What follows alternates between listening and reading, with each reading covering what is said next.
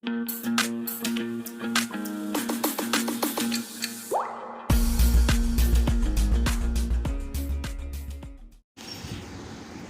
students, today's our topic is understanding the chemical property of acid and bases. Last lecture में आप लोगों ने acid and bases का properties को देखा था। ठीक है, क्या होता है इन सब चीज़ों के बारे में बात हो चुकी है आपसे। ठीक है, और आज मैं आपसे इसी में आगे बात करना चाहूँगा कि कैसे हम केमिकल प्रॉपर्टीज़ को एसिड एंड बेस की समझ सकते हैं। तो इसके लिए ना हम लोग एक एक्टिविटी कर परफॉर्म कर देखते हैं। उससे हम जो चीज़ें मैं ऑब्ज़र्व करते जाएंगे तो उन चीज़ों को हम लोग लेते चलेंगे। ओके, चलिए स्टार्ट करते हैं। सबसे पहले हमको क्या करना है कि कलेक्ट करना है फॉलोइंग सैम्पल्स के। ठीक है, जो हमारी लेबोरेटरी में ये कुछ प्रोडक्ट दिए गए हैं, अगर अपनी लेबोरेटरी में होंगे, ठीक है, तो आप उनको केवल क्या करना है, कलेक्ट करना है। तो उसमें सबसे पहला है HCl, that is hydrochloric acid. ठीक है, उसके बाद है सल्फ्यूरिक एसिड, फिर है नाइट्रिक एसिड। इनके फार्मूले आपको स्पेशली याद रखने चाहिए। HCl का फार्मूला हाइड्रोक्लोरिक एसिड का फार्मूला HCl, सल्फ्यूरिक एसिड का H2SO4, नाइट्रिक एसिड का HNO3। ठीक है, उसी प्रकार जो एसिटिक एसिड है इसका CH3COOH। ठीक है, और उसके बाद सोडियम उसके बाद सल्फ्यूरिक एसिड आपने देख ही लिया। ठीक, तो ये सब बातें हो गई जितनी अभी भी आपको नाम लिए। ठीक है, ये सारे हैं आपके एसिड, चाहे वो HCl हो, चाहे सल्फ्यूरिक एसिड हो, चाहे एसिटिक एसिड हो, चाहे नाइट्रिक एसिड हो, तो ये सब हो गए एसिड। ठीक है, तो ये आप कलेक्ट करके अलग से लिख लीजिएगा। चलिए इसमें आगे बात करते हैं। इसमें दिया है सोडियम हाइड्रोक्साइड। बाकी ये जो आप देख रहे हो, बाकी sodium hydroxide, calcium hydroxide, potassium hydroxide और मैग्नीशियम हाइड्रोक्साइड और अमोनियम हाइड्रोक्साइड, ये सारे बेस हो जाएंगे। ठीक है, तो आपको क्या करना था, एक तो अलग अलग कलेक्ट करके लिखना भी था। अब क्या करना है कि हमने ये सारे सैंपल ले लिए हैं। ठीक है, अब सैंपल लेने के बाद आपको एक drop, put A drop of each of the above, put A drop of each of the above solution on a watch glass and test with a drop of following indicators। आपने last classes में indicators देखे थे। कुछ natural indicator होते हैं, ठीक है, और कुछ होते हैं सिंथेटिक। तो आपने दोनों देख चुके हो। आप लिटमस के भी बात कर चुके हो, आप टर्मरिक के बारे में भी बात कर चुके हो, आप बात कर चुके हो फेनोल्फ्थालीन के बारे में, आप बात कर चुके हो मिथाइल ऑरेंज के बारे में। ठीक है, तो इन सब का आपको क्या करना है, इनमें से कोई भी इंडिकेटर ले लीजिए और जब आप उसको एक ड्रॉप उसके ऊपर गिराएंगे तो हमें पता ये करना है कि कौन सा एसिड और कौन सा बेस, इनमें से अलग अलग करके एक लिस्ट बना के नोट कर लेना है। तो ये हो गई आपकी पहली एक्टिविटी। ठीक है, मैं वीडियो के लास्ट में आपको दिखाता हूँ कि क्या ऑब्जर्वेशन मिलने वाला है इसका, क्योंकि इसमें आपकी बुक में तो बताया नहीं गया, मैं अलग से आपको बताने का प्रयास करूँगा।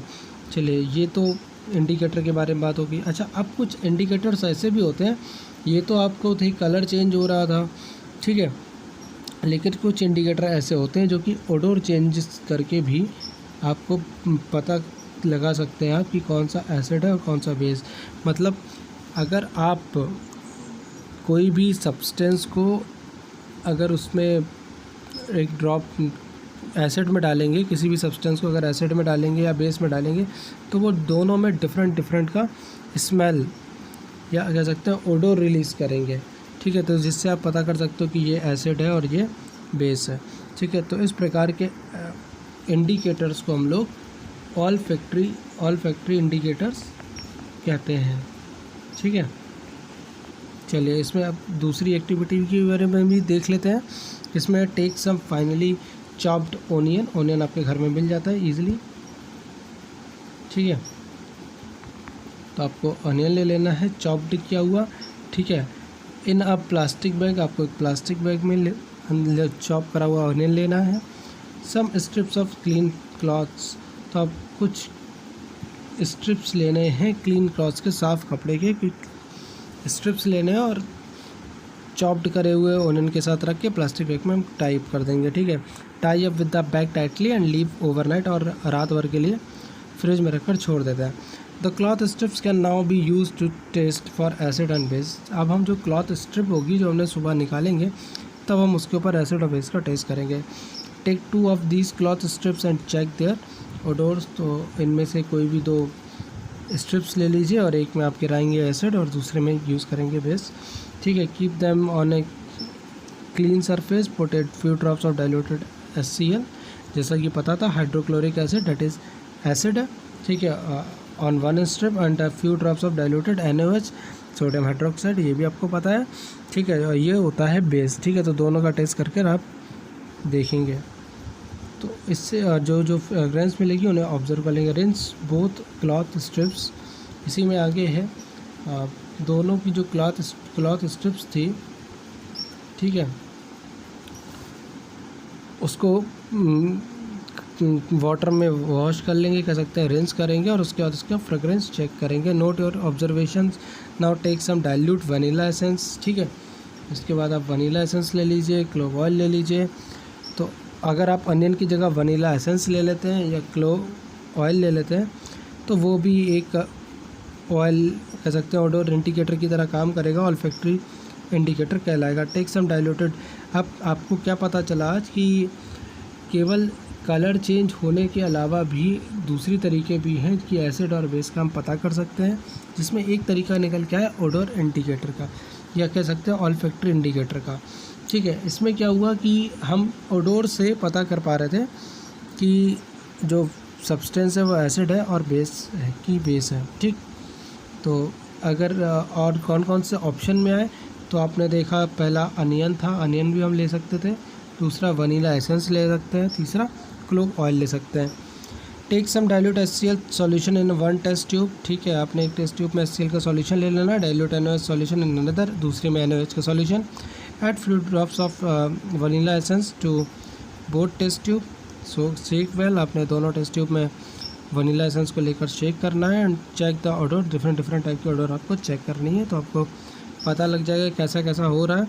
फिर जो भी आपको चेक करना है, जैसे order of clove oil with diluted HCl, same इसी प्रकार आप क्लोव ऑयल का भी कर सकते हैं। जब आप एक ही बार उसको ऑब्जर्व कर चुके होंगे फ्रेग्रेंस को, फिर आप जब दूसरे में जब अननोन सैंपल लेंगे तो उसकी जो ऑडर आएगी तो आप जज कर पाएंगे कि भाई ये एसिड का है कि बेस का है, ठीक है। तो ये कुछ आज बात हो गई ओडोर इंडिकेटर के बारे में।